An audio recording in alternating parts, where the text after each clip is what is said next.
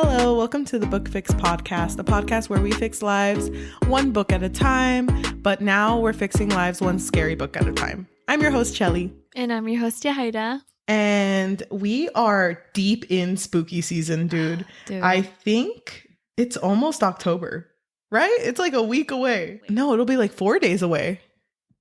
Yeah, October would be right around the corner. Isn't that crazy? I feel like September flew right by. I know, and I can already smell the pumpkin spice surrounding my house and my very being. Like, it's everywhere. I thought it would be. Crazy. I thought it would already be surrounding your house because didn't pumpkin spice come back like a while ago? Yeah, I've been getting it like every other week. I like text my coworkers because there's not a Starbucks around me, and I'll be like, "I will give you money. Just please get me my pumpkin spice latte." It's funny because they're so fucking good. I've always liked pumpkin, but there's like that stereotype that comes with liking pumpkin spice latte. And you don't fit that stereotype. I don't think so. No, I don't think so either. I don't know. But I think this year we did a very good job picking our spooky books because they're not just mystery. Like we have like a very big range of mystery, thriller, like straight up horror, like with this book specifically, very disgusting horror. And I wanted to ask you, did you ever see yourself reading these types of books? No. Me neither. And I don't mind it because at least I could say I tried it.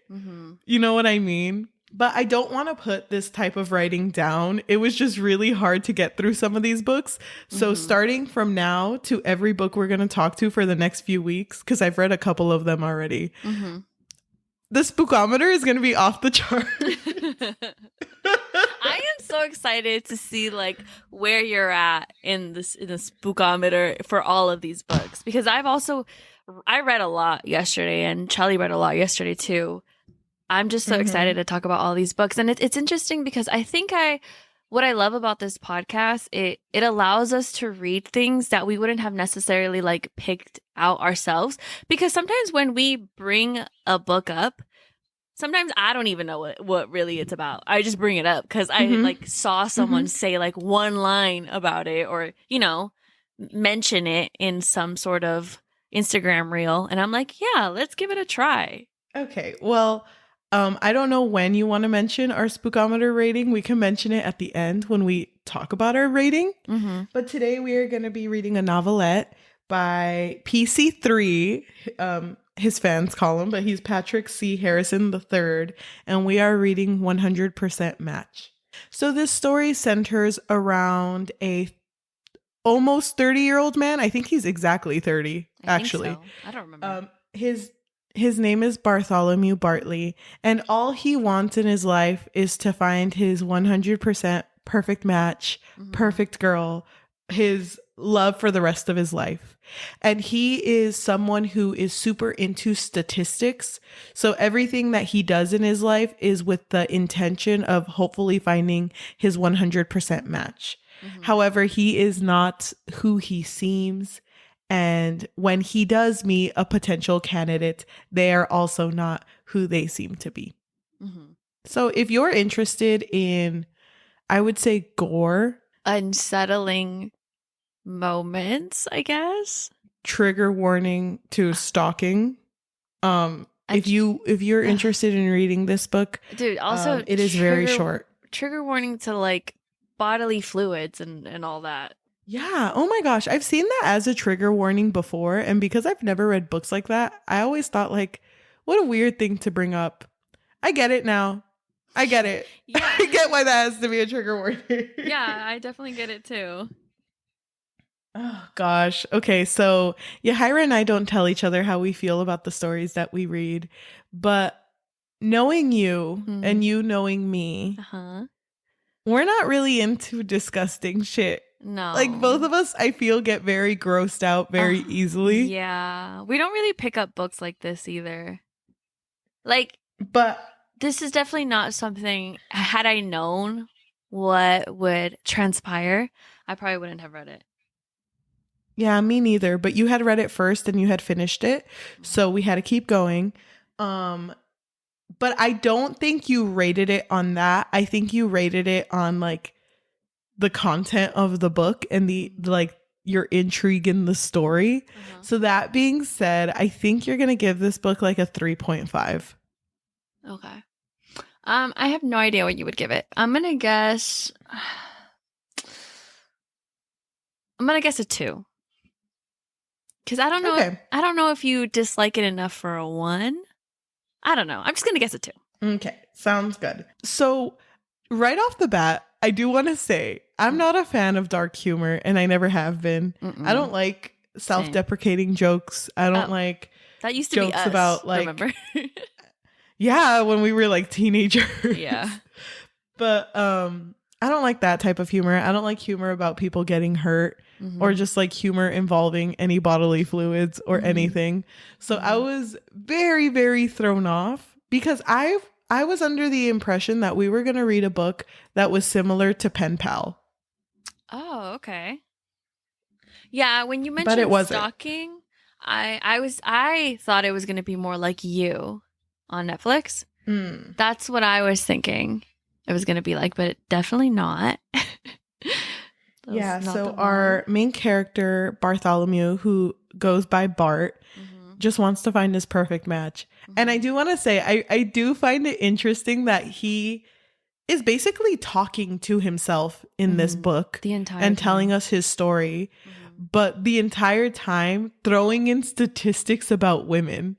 And even like the beginning, his first line, I thought was a really good first line for a book. It says 0.001752% of relationships end in homicide. Yeah, God fucking damn. Throughout the whole like story, he's throwing out a lot of statistics. And it'll be like 69% of women prefer the dad bod as opposed to like a chiseled look. And it's just like a whole bunch of things. And even things that you wouldn't really like think about. But he knows like everything apparently about women. Like even how women feel about men who have glasses on, like reading glasses. Like, do they like that? Do they don't? And then also he works at Jim's Burger joint. And so he knows that being a fry cook is like the least sought out job for a love interest, I guess. He does say though, like he knows he has a lot of flaws and faults that would put him on a lower ranking, but he is currently working on upgrading his desirability because he is trying to become a teacher, an elementary educator. But he's like, but there is like a little mishap, but right now all of that is getting figured out. It was a complete misunderstanding, I assure you. That's how he says it. Dude, it's so weird because when he talks in this story, he never really talks about what has happened in his past.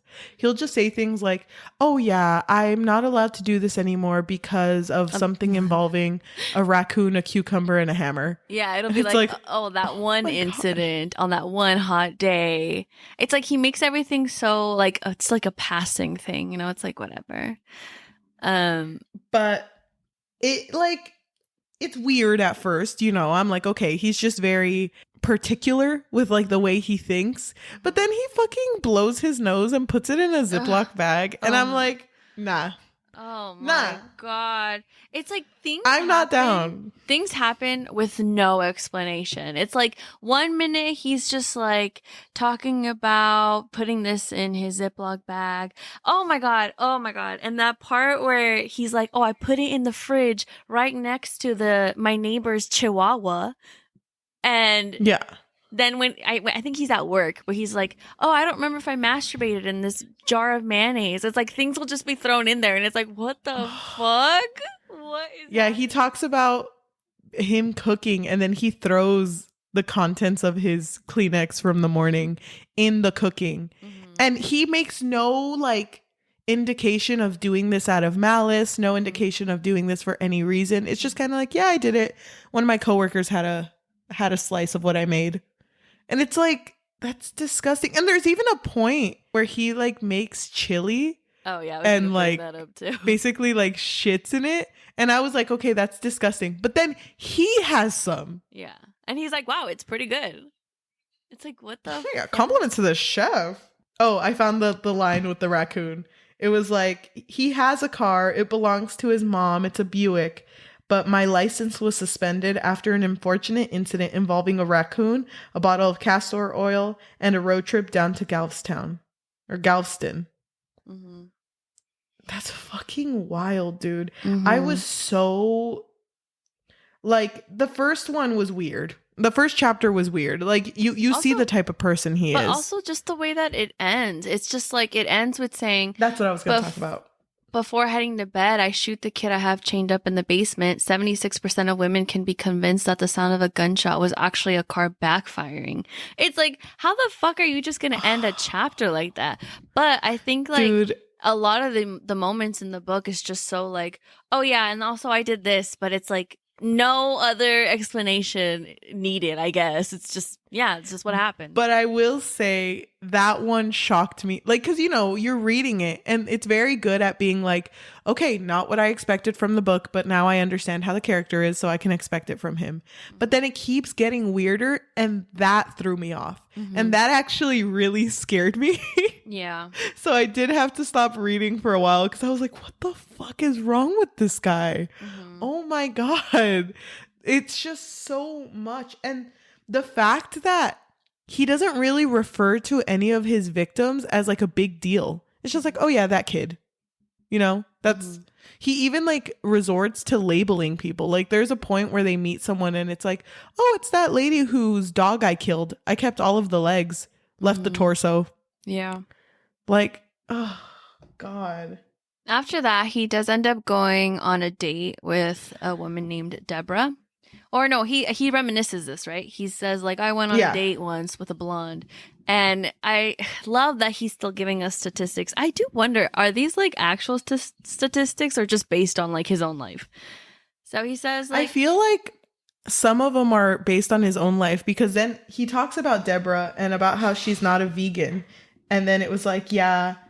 I'm glad she's not a vegan, because 100% of vegans are snooty and attention seeking and they're impossible to please. Yeah. And it's like, that seems more like you, Bart. That seems like someone hurt you who was a vegan. Yeah. And also, of course, you're not a vegan. You don't give a fuck about anything. Yep. So he talks about Deborah, and she basically lied to him and ended up having...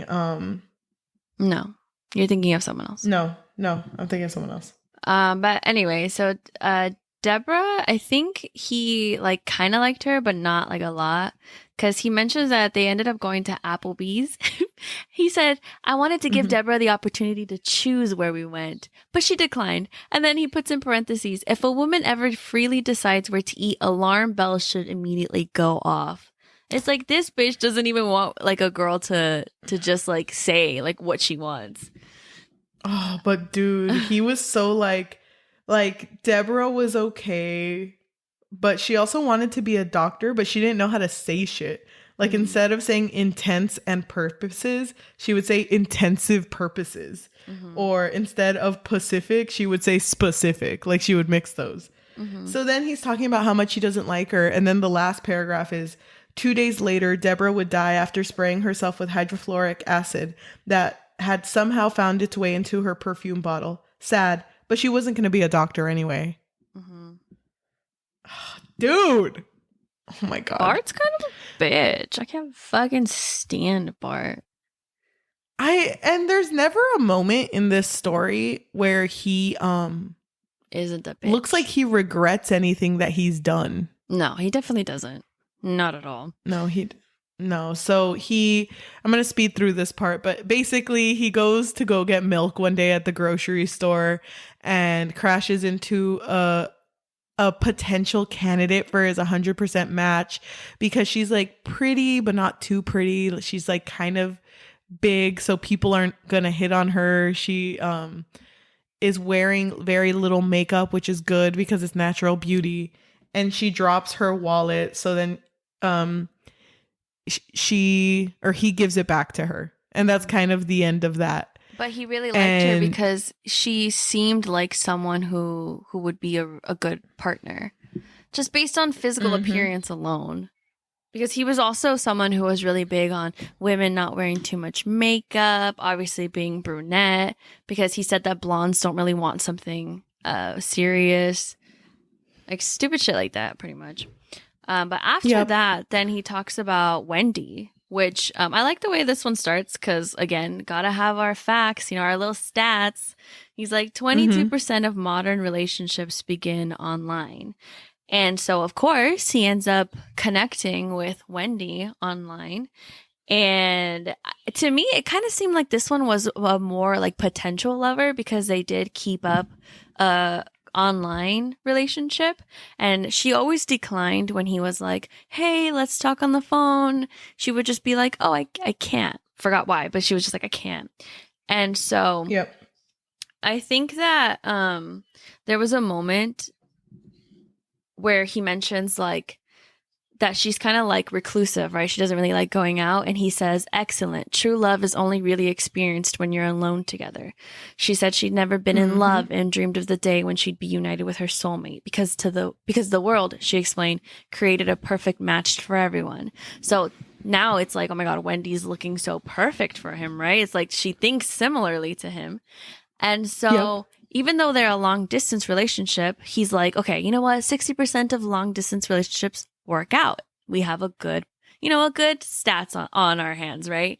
So then they finally meet up. And I think they meet up like halfway mark between them. I forgot how far that was, but they meet up. It was like 4 hours. Something like that, right? So they meet at a restaurant. And they're eating, whatever. And she tells him, oh my God, Bart, sorry, I have something to confess.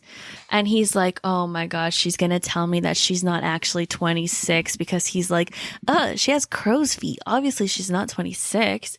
And so I fucking hate him. She's like, Bart, I have kids. I have 5 kids. And he's like completely shuts down. Doesn't even say anything to her. And then she's like trying to apologize. I'm sorry, but you're really going to love them. It's going to be okay. And so he just ends up leaving without saying another word. But again, like it always ends in such a crazy way because he's like, unfortunately, Wendy died that night along with all 5 of her children and 3 other residents when her apartment building burned down. Another artist gone before her time because she was a poet. I'm just thinking, like, how the fuck did he find out where she lived? Like, how does he know where to find her? Because he's gross. He's so gross and disgusting. Nothing. Because, like, okay. He always, in every chapter when it talks about, like, the women that he's dated in the past, he always brings up to every single woman that he wants to work with children. But remember, he brings this up because it's, like, a desirable trait for women that there's someone... because apparently elementary educators prefer the success of a long-term relationship.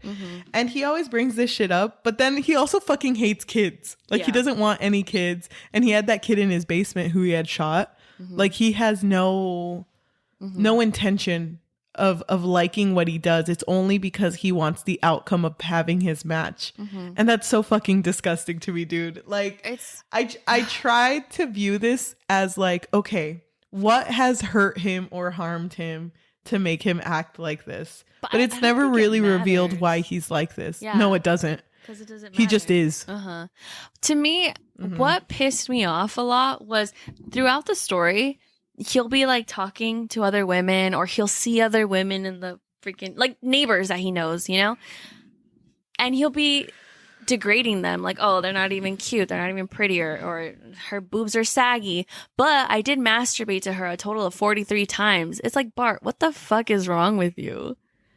Yep. Even to like that old lady neighbor, he was like, widow? I wouldn't. Yeah. Yep. Miss Danbury. He's like, I wouldn't, but I did masturbate to her 3 times. Oh my God. Ew. It's so crazy to me too that, okay, because the next chapter is when he's at work, but it's so crazy to me too that he's over here doing the weirdest shit at work, like putting like human feces, putting disgusting bodily fluids, pieces of human meat or like animal meat. The smashed bugs. Oh, yeah. Smashed bugs, anything like that into his food, and that he never fucking gets caught. And it's not even that he tries to hide it either. It's just he does it. To me, it's crazy that no one in this story makes a comment that this man fucking smells. Oh my God. I just feel like he smells so fucking bad. There's no way he doesn't. There's no way. But isn't it weird too? He literally had his shit in a Ziploc bag in his pocket. Like, are you kidding me? Mm-hmm. But isn't it weird too that like every time, I don't know, it was weird to me. Every time it pointed out him washing his teeth, he would always do it twice. Yes. Like, I don't know why that was such a standout thing. Yeah, but he did that a lot. Like when he was trying to clean himself up, he did it a couple of times because I think he just knew that he smelled so bad. Come on. The man is weird. But he did it.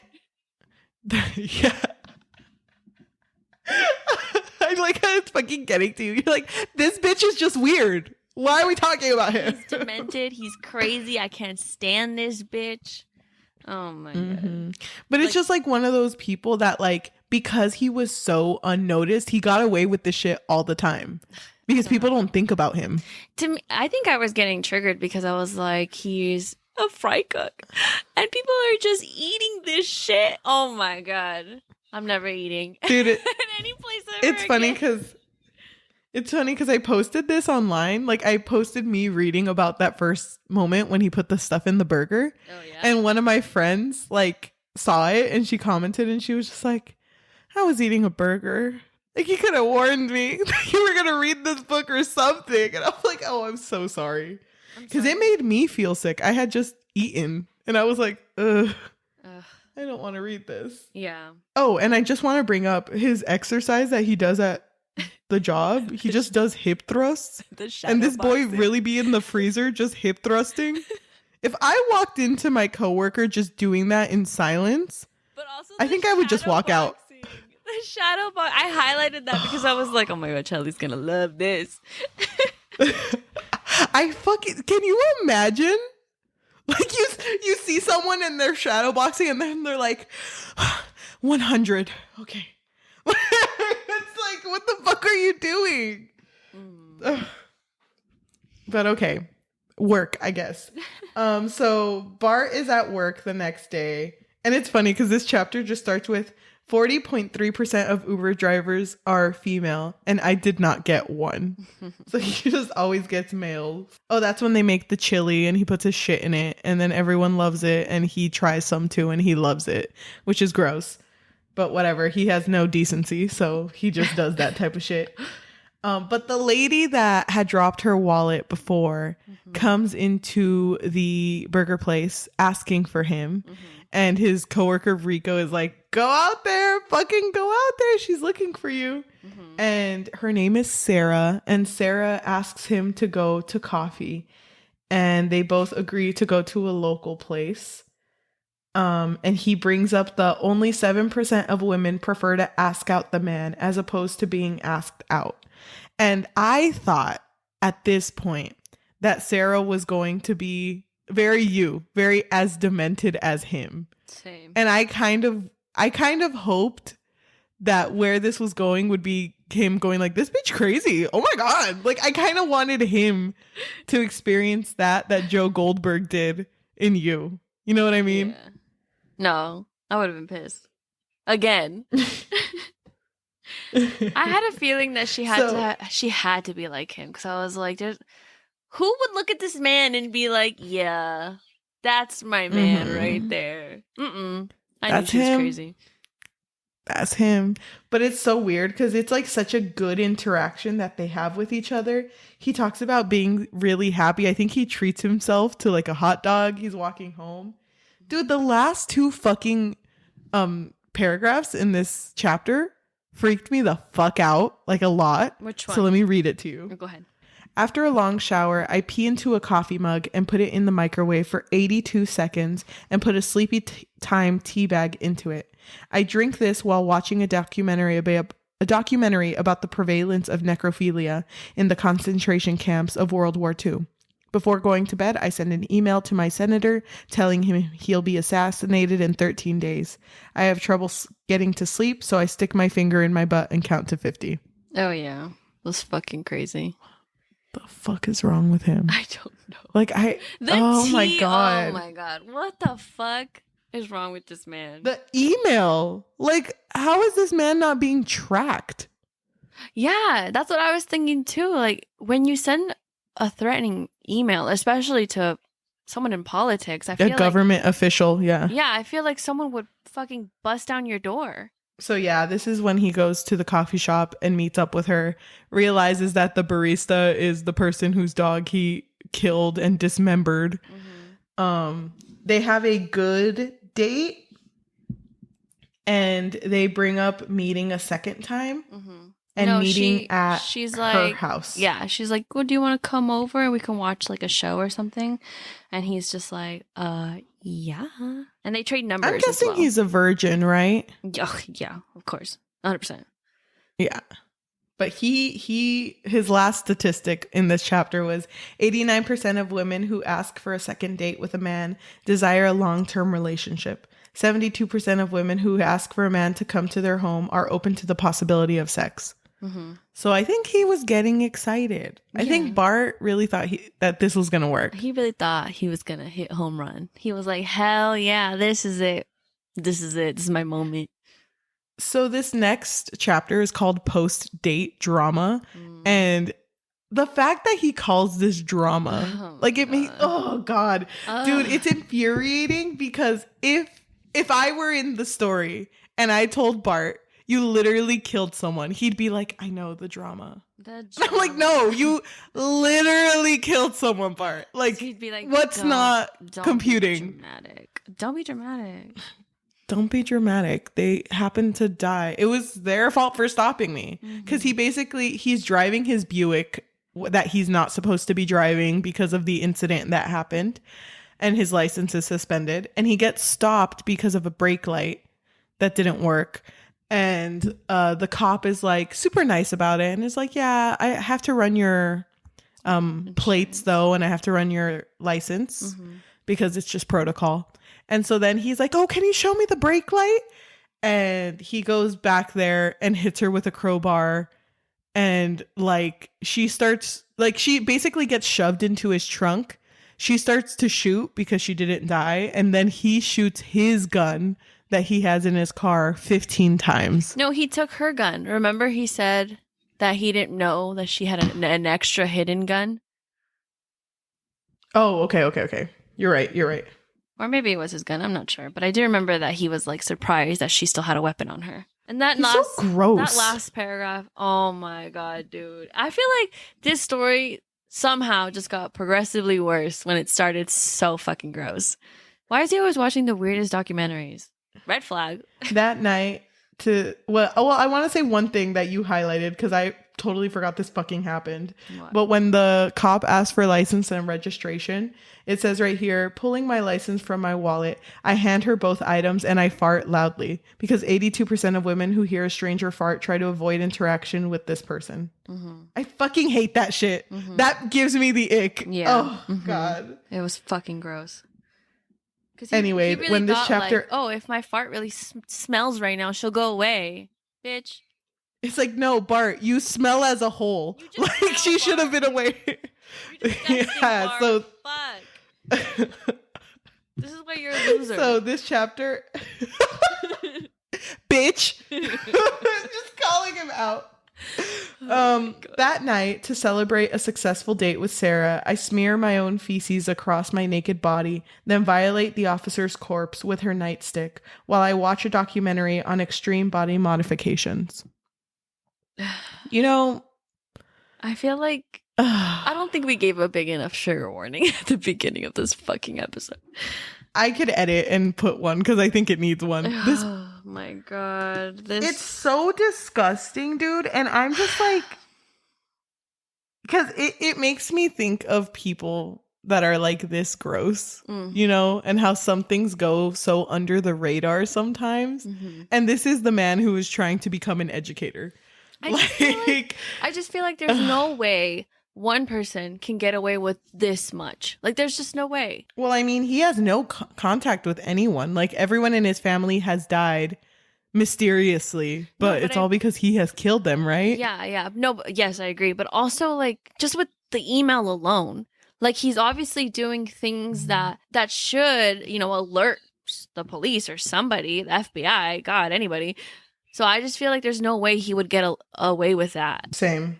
I don't understand how he's getting away with it. But then again, it's not like it's gonna last because we're at our final chapter. Mm-hmm. I think it's Sarah's house. He finally goes to Sarah's house and they're having dinner. Mm-hmm. And honestly, it's going kind of great because she serves him tea. And he's like, I love the tea and I'm here for tea. And this man loves his tea. He loves it. His herbal tea. He drinks it, but then his brain starts to get foggy and he's like, maybe I'm just sleepy. But then the chapter ends with 43% of men report having a drink unknowingly spiked at some point in their life. A shocking statistic. Like, not expecting it to happen to him. This is the last chapter. It's called A Perfect Match. And he basically wakes up and Sarah is like in a complete latex. Yeah. Is it latex? What's it? Yeah, it's latex. Made out of outfit. Yeah, it's over latex. Her whole body, even her face that has like a zipper for her mouth and her eyes or whatever. And she is like a dominatrix. Mm-hmm. And he just starts thinking like, wow, she enjoys bondage. Okay. Like, mm-hmm. And it's weird because it's like this whole story, by the way, Bart never speaks in dialogue. He speaks in like written form. Mm-hmm. Like when Sarah's asking him questions, it'll say things like, I answered by saying, I told her that. Mm-hmm. So while Sarah's talking, he's just kind of very chill and is like, glad you're into this, Sarah, but I'd kind of like to go home if that's okay. I'm kind of Sarah, cold. I get it. I know, Sarah. And I'm actually kind of naked and a little embarrassed. Penis really small. Like, maybe another day, Sarah. Like, he's trying to get out of it. Uh-huh. So then I think she tries a whip on him first and he gets hit the first time and he's like, not that bad. It's not that bad, But then she keeps going. It turns out that she's filming this live and she says, ladies and gentlemen, boys and girls, and people of every sort, this is a lesson on what happens when you're a naughty boy. Do you want to see what I do to bad little boys? Do you want to learn how you should treat bad little boys? Of course you do. And then he's over here going like, I'm not a bad little boy. I'm Bartholomew Bartley. Like, I'm pretty so nice if you get to know me. Remember when I gave you back your wallet? I was super nice. That was so nice. I didn't even puke in it. I could have kept it. Yeah, it had $3 in there, and almost one of those like the sticker things when you go to boba places. It's like I saw it was almost at 10, but I gave it back to you. But the first thing that she does is the puke funnel. Oh my god, yeah. Where she puts it in his mouth and she pukes in the funnel and then it goes in his mouth. Yeah. Ew. I'm so sorry. Yeah, it's disgusting. It takes a while. But after that, the things that she does is very grotesque. She smashes his genitals with a hammer. She saws off all of his toes, sticks needles in his eyes, whips, paddles, flogs, puts all a bunch of stuff inside of him, cuts off his penis and puts it in his butt, and uses a giant dildo to shove it even further. Lots of people requested butt stuff. All sorts of things were getting shoved up there. At one point, Sarah pulls poop out of my butt and smears it on me. And then he finds it ironic because that's the type of stuff that he would do at home, that he would like enjoy. And then here's this happening to him. Mm-hmm. But it's written like now he has passed away. These are the last two paragraphs. I don't last long when the knives come out and she starts exploring my insides. I'm assuming the video lasts a good while after I'm dead. No reason for her to stop just because my heart does. 0.000000006% of women in the United States make a living doing snuff films. And that one lady just so happens to be my perfect match. My 100% match. But is she, though? Is she your perfect match? Because, I mean... It's like, I don't know. When she cut off... She didn't even like you, When though. she, like, cut off my dick, she kind of, like, had this little, like, sparkle in her eye. And I don't know. I don't know if I'm reading too much into it. But, I don't know. Maybe we're, like, meant to be. I don't think so. Dude. What did we read? I wanted to read it because it had like an interesting premise, but this isn't the shit that I thought we were gonna be reading. You know, okay, so I'm gonna say something. If anybody loves this other book that we almost were gonna talk about, I'm sorry, but we were gonna talk about Naomi's Room by Jonathan Aycliffe. You know how I told which you gave a 2. You know how I told you, Cheli, that that book was triggering and I didn't want to talk about it? Yeah. Mm-hmm. I almost wish we would have talked about that one instead. Can you tell me, if we weren't reading this book for the podcast, at what point would you have DNF'd? The beginning. Like, way far in the beginning. I think I would have finished the first chapter, but I would have stopped after him saying that he killed a kid in the basement. Yeah. Because, you know, I don't like things that involve children. I think that's was... not... Yeah, that's what I meant by the beginning. Because that's when it first got crazy. Because then it just gets worse. Somehow it just gets worse. And I don't know. I know that some people enjoy that, though. Some people like reading stories that don't end well, that are not good the entire time. But I thought... that when we were going to talk about horror, I'm a little disappointed that this is what constitutes as horror. Because this is just gross. Yeah. Like I have not, in the spook meter, even though there were the moments that did spook me, I'm still going to give it a 2. Because this shit ain't going to keep me up at night. I don't want to think about it anymore, so I'm not. A 2? Like, in as the rating or in the spookdometer? Spookometer. Oh, okay. So, like, I don't know. It's just disappointing that this would be considered a horror book. It's not scary. It's just gross. But people read that. Yeah. And then a lot of people because I don't know if you saw, because we both read it off of Kindle. After the story ended, they had the people who reviewed the story at the very end. And everyone was basically saying that it's very grotesque. One of the most extreme, twisted, splattery pieces of fiction to ever come out. This book will have you thinking whatever god you worship, that you don't have to, like, go through this, basically. And, like, I get it, but why did I read it then? Yeah. Like, I don't know. I can't see the interest in reading these types of books. Yeah, I mean, I don't think it's for us. No shame to anyone who enjoys these types of books, but I just feel like it was way too much for me. It was too gory. It was too gross. I felt disgusting. I didn't feel spooked. I just felt really disgusting. But I really hope that by the next time we do spooky season again, that we could take viewer recommendations.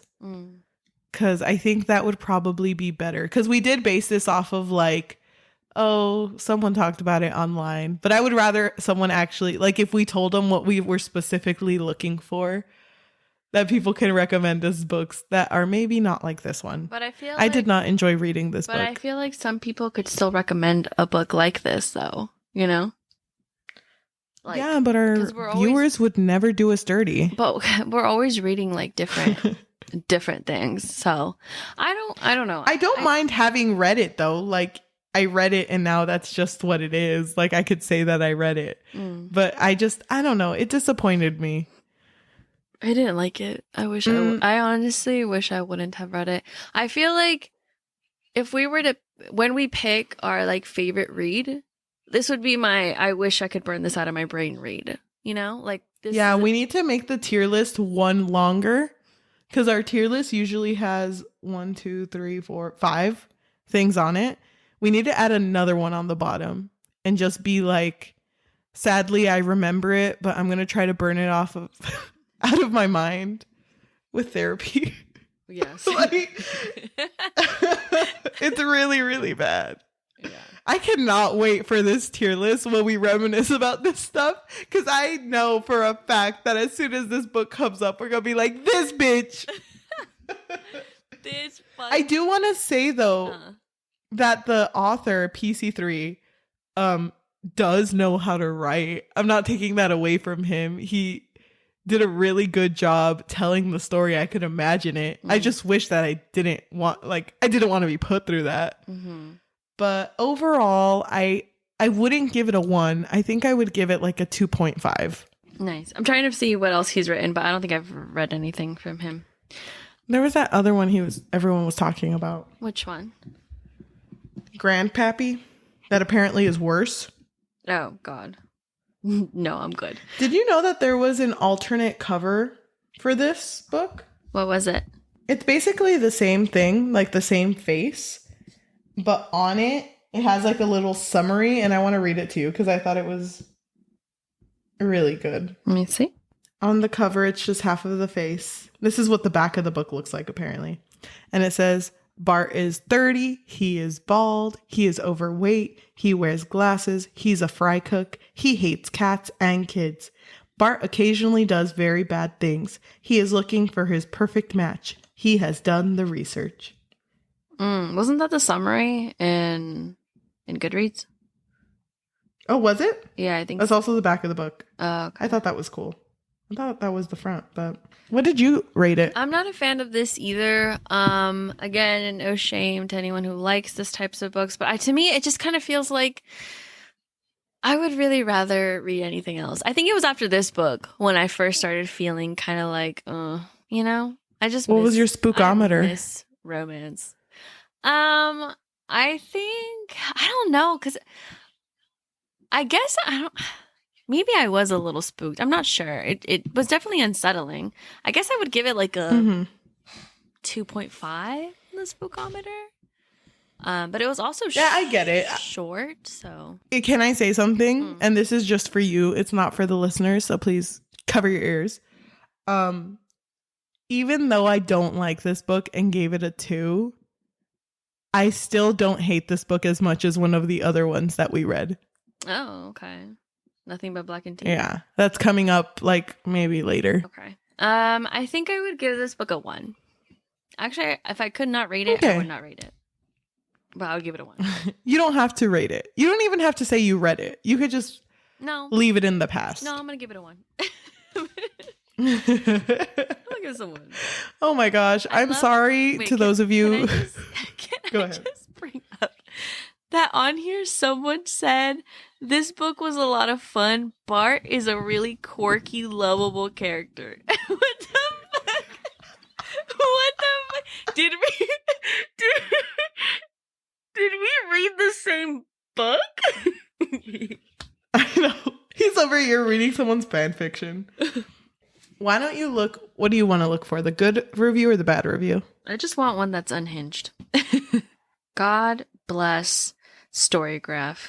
Because I'm able to give it a 0.25. Thank God for Storygraph. Shout out. I actually want to end the episode with this. Oh, yeah, go ahead after this, I want the song to play. Go ahead. So yeah, thank you. And I'm sorry to anyone who's listening to us in audio form. Yeah, so sorry. Whether that be Spotify, Apple Podcasts, Amazon Music, or anywhere you get your podcasts on. Thank you so much for listening. I swear we don't just read these types of books. We used to read romance a very long time ago, but we did. You should go check our other episodes out.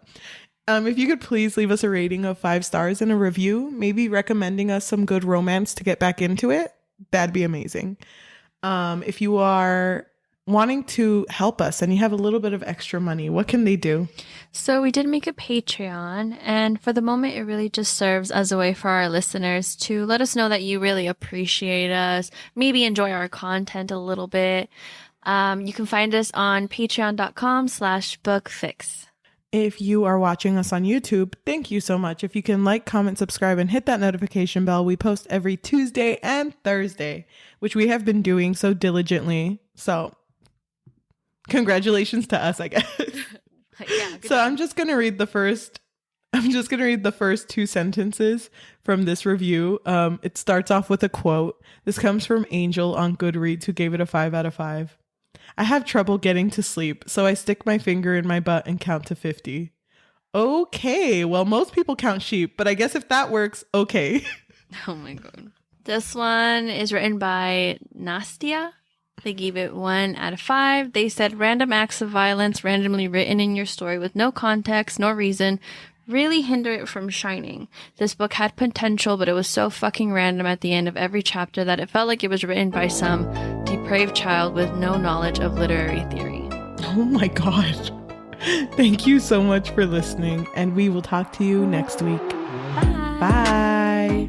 Dude, that was so fun. I can't wait to never think about this book ever again. I can't wait. What a quirky guy. What a quirky guy.